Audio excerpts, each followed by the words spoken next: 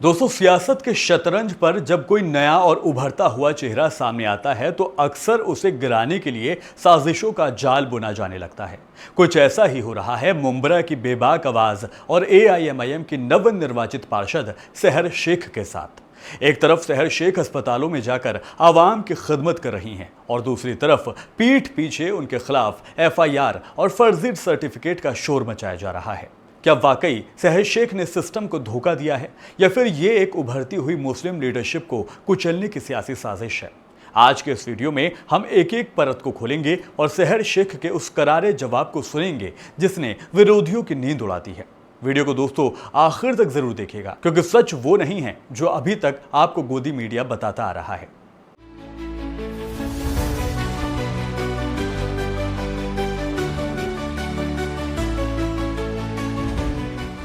दोस्तों, मामला महाराष्ट्र के ठाणे जिले का है। मुंब्रा के वार्ड नंबर 30 से मजलिसे इत्तेहादुल मुस्लिमीन यानी एआईएमआईएम की टिकट पर सहर शेख ने शानदार जीत हासिल की थी।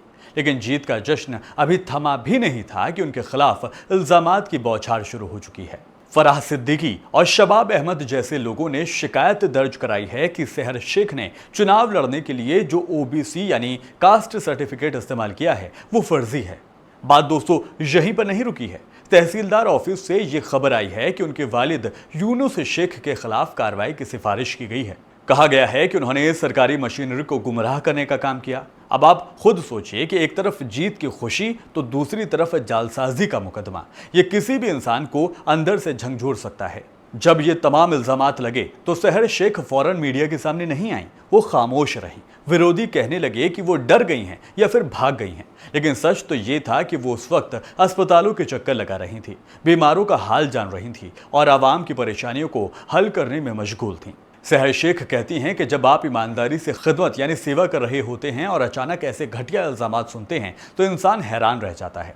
उन्होंने मीडिया को वक्त इसीलिए नहीं दिया क्योंकि उन्हें अल्लाह की ज़ात और देश के कानून पर भरोसा था। वो कागजी लड़ाई को कागजों से और कानूनी लड़ाई को कानून के जरिए लड़ना चाहती थी।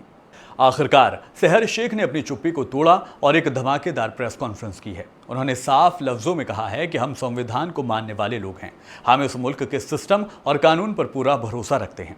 दोस्तों, सहर शेख ने उन लोगों को भी आड़े हाथों लिया है जो उन्हें और उनके खानदान को बाहरी या फिर फर्जी साबित करने पर तुले हुए हैं। उन्होंने कह दिया है कि उनके वालिद को महाराष्ट्र का बाशिंदा ना मानने की जो कोशिश की गई है उसका जवाब वो कोर्ट में ही देंगी।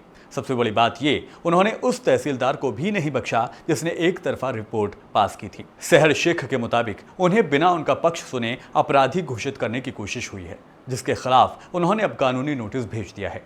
तो कोर्ट में ही है, जिन्होंने इल्जाम लगाए हैं उनको भी मैं कोर्ट में ही देखूंगी और जिन्होंने मेरे डैड को साबित करने की कोशिश की है कि वो महाराष्ट्र के रहवासी नहीं है उनको भी हम कोर्ट में देखेंगे। तहसीलदार को भी हम कोर्ट में देखेंगे जो हमारे खिलाफ जिन्होंने वन साइडेड रिपोर्ट पास करी है उनको भी हमने लीगली एक नोटिस भेजी है। दोस्तों, सियासत में जब हार बर्दाश्त नहीं होती है तो लोग कैरेक्टर असैसिनेशन यानी चरित्र हनन पर उतर आते हैं। सहर शेख ने खुलासा किया है कि कुछ सोशल मीडिया अकाउंट्स और खास लोगों ने उनके खिलाफ एक प्रोपोगेंडा चलाया है। उनकी तस्वीरों का गलत इस्तेमाल किया गया है और आवाम के बीच उनकी इमेज को खराब करने की पुरजोर कोशिश की गई है।